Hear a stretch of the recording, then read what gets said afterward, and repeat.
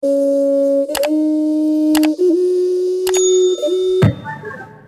amuk khangminarasi ipa ipu singna thambiramba akhannaba laiwa tinwa ahakpa khara ahanba maktada aigi viewers mayambu aigi YouTube channel asida aina mayambu taramna okchari aigi viewers mayamna aigi YouTube channel asibu like share amasung subscribe tobiduna aibu thauna hapkat pibagi damak mayambu aina hanna thagachari maitai aikhoigi ipa ipu ahal lamal oja guru singna thambiramba kayasi mangkhidanaba hotnaba tangai phade kanglai maitai aikhoigi pari purigi oiba amasung amailongi oiba kayasi mangkhidanaba amasung malemda leiriba maitai macha kanglai cha khudingmak khangminasi yokhatminasi haiduna aina oja guru singdagi tanjarakpa phangjarakpa khangjarakpa kaya asibu mayamgi mafamda thamjaba yaba khara thamjage aina yamna khangi haibagi wafamdi nachade aigi pandamdi maitai macha kanglai chai koigi ipa ipu oja guru maichau maino akhanga hei kayana tunggi charol surol singi damak thambiramba kaya asi mangkhidanaba khak pandam thamduna mayamgi mafamda thamjabani hongdokjabani asida aina mayamgi mafamda thamjariba kaya asida soikiba lankiba wahai karal chatkiba hairoidaba haikhiba haigadabana haihodabana chingba kaya yaurabasu maitai macha kanglai cha amani khallaga ngakpiyu haina aina mayamgi mafamda hanna khurumjari adudi amuk khangminarasi ina chaiba pakhatpa wanthaba phananaba laiwadi moilang laikai laitai wane laisaubi saugatlu lainu yabilo laimarel sidabina guru ahummakta haikhiba wane guru ahummakki yathangne sanapamdi asigi laiwa kanglon asidi i haigatpa ina chaiba pakhatpa phatharaba laiwa kangloni anabana kokta i haigatuna pakhatpa wanthaba matamda asigi laiwa kanglon asi solaga kokta amasung khoidouda sonthawa phabane yamna kanabane amuk khangminarasi posem tasinduna thamnanaba laiwadi hung ho piu hung ho piu hung ho piu hung ho piu hung ho kangu chanapamdi asigi laiwa kanglol asidi mina posep hikabeka taurakpadagi hakchangda saul leibada pikna tasillaga thamnaba laiwa kangloni nongmada ahumlak taugani numit tarit ni taugadabani sonba matamda tarit lak tauna songadabani adu oirabadi migi posemdu sauldu pikna tasillabaka thamba yabane amuk khangminarasi posem lauthoknanaba tananabagi matangda laiwadi hai sadu ahaibi huyem sadi kawi ri kawi huktaro hiktaro sidabagi yathangne chanapamdi asigi laiwa kanglol asi mina tausilakpa kaplakpa posem jadu laibadu lauthoknaba laiwa kanglolni hawai mangal maru ahumda asigi laiwa asi solaga kabrangna yetlaga lapoida haplaga yotlu khong hambada amangbada saulna chingba posemgi pot tabane hawai mangaldi hana maida ngautho asida khangminasi not हाइबदी मरुओइबा वाहे खरा अइना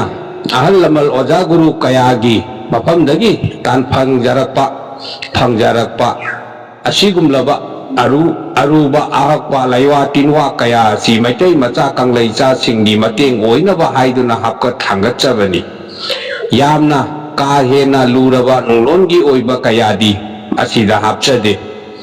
मरमदी यामना Aruba आहकपा कयादी कनागुम्बा अखंग अहे ओजा गुरु अमगी मफमदा चंगजदुना ओजा खल्लबा मतुंगदा खक्ता ओजा गुरुना पीबदा मतिक चाबा चादबगी चांगेंग येंगलबा मतुंगदा फंगबा ngamgadabani लैवा तिनवा हाइबसी सानापोट नते हाइबसी काउफदे अमुक खंगिनरसी पोसेम फाननबा लौथोकननबगी मतंगदा लैवादी गुरुगी हचांगदगी सना अहिंगबना मही ओइना चेंथरई हाइदुना सना मही कौई खुबाक मयाइदा लाइना फम्मे हाइबगी लाइनिंग थौ कौवे स्लिंग क्लिंग अंगा गोविंद स्वा चनफमदी असिगी लैवा कांगलोलसी पोसेम अमसुंग पोसेम थौरांगना nga우बा फानबा लैवा कांगलोल अरुबनी असिगी लैवा असि हई मनम नाइबदा नुंती नुमित खुदिंगी सोलगा नुमित कुनमाथोइनी पिजौवा फाबनी कानबने अमुक खमिनरसी अंगाउबा येसिनदुना थमननबगी कांगलोंगी मतंगदा मु लैवादी हुं क्लिंग स्लिंग हुं पुत्तान थाक्ता ओयो हुं ब्रह्मनं चाओ सनफमदी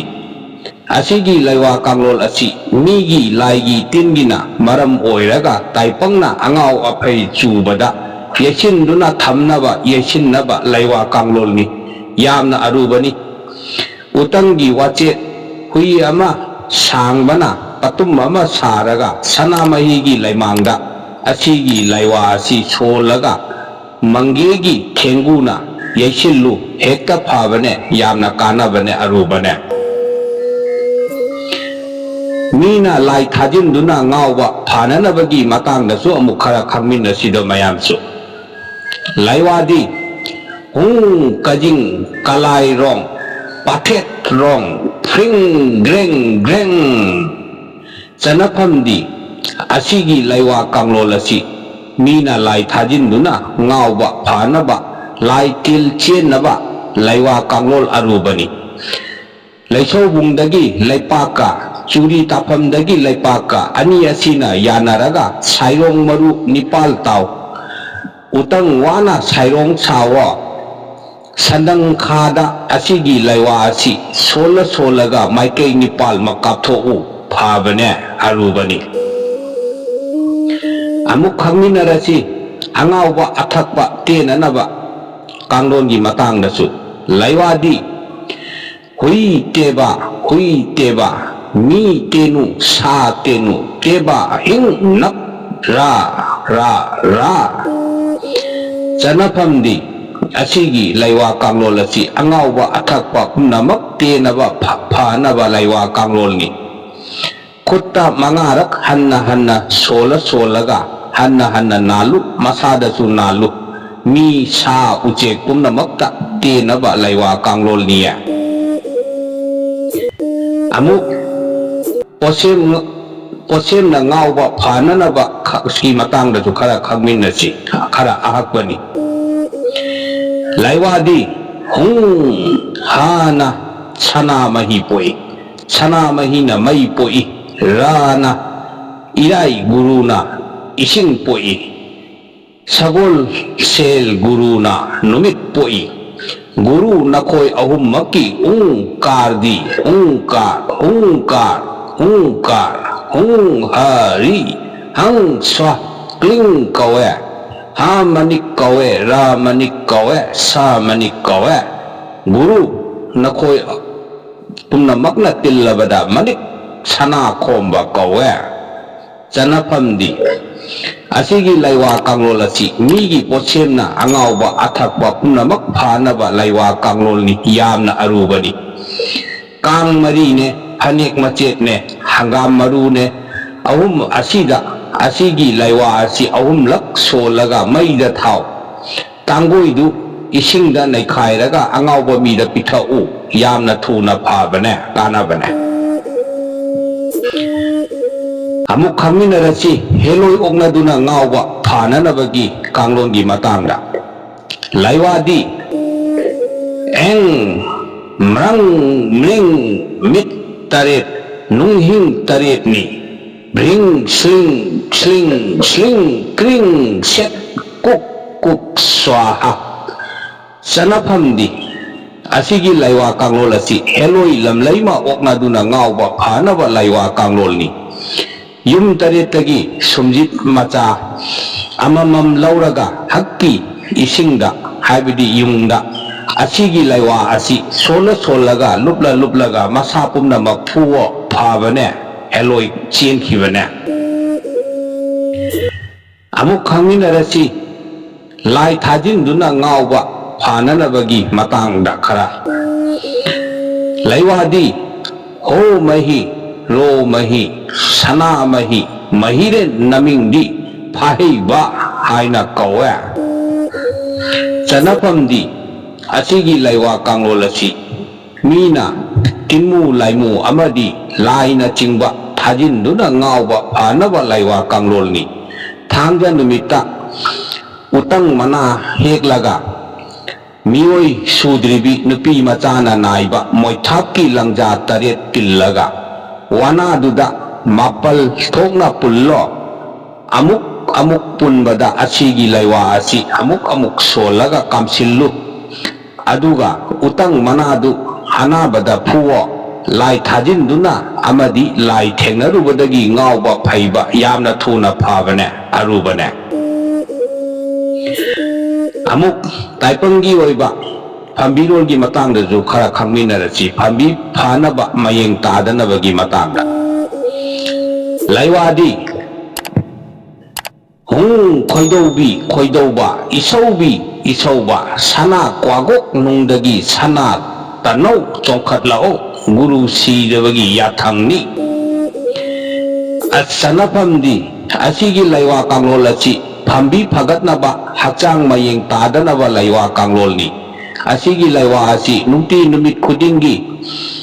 asigi laiwa asi solaga ngayak laitana til yolu phambi kangdabane kanglamba phambi su amuk mayol chongbane yel phagatbane khango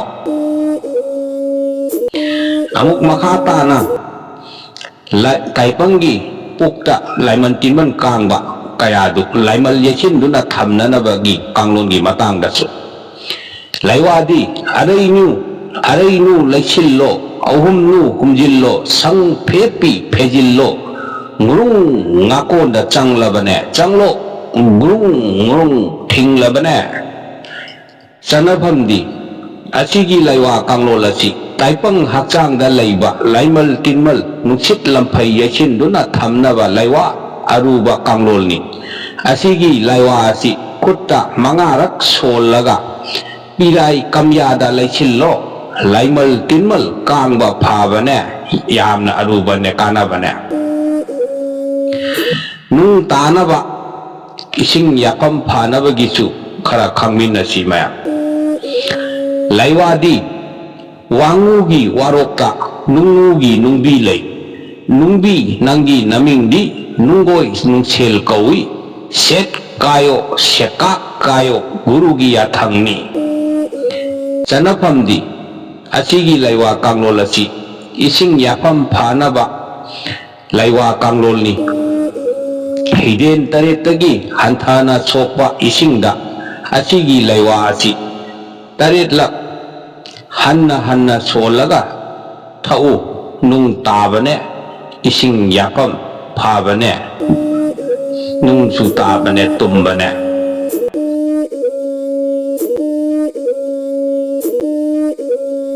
ngasigi oinadi matang asida aigi video blog asi loichinjarage asigumba khangbada yamna kanaraba ꯄꯥꯔꯤ ꯄꯨꯔꯤꯒꯤ ꯑꯣꯏꯕ ꯏꯄꯥ ꯏꯄꯨꯅ ꯊꯝꯕꯤꯔꯝꯕ ꯃꯌꯥꯝ ꯑꯃ ꯂꯩꯔꯤ ꯑꯇꯩ ꯑꯇꯩꯗꯤ ꯑꯩꯒꯤ ꯃꯈꯥ ꯇꯥꯊꯔꯛꯄ ꯚꯤꯗꯤꯑꯣ ꯕ꯭ꯂꯣꯛꯇ ꯑꯣꯏꯅ ꯃꯌꯥꯝ ꯈꯪꯃꯤꯟꯅꯔꯁꯤ ꯍꯌꯨꯝ ꯁꯤꯗꯕ ꯃꯄꯨ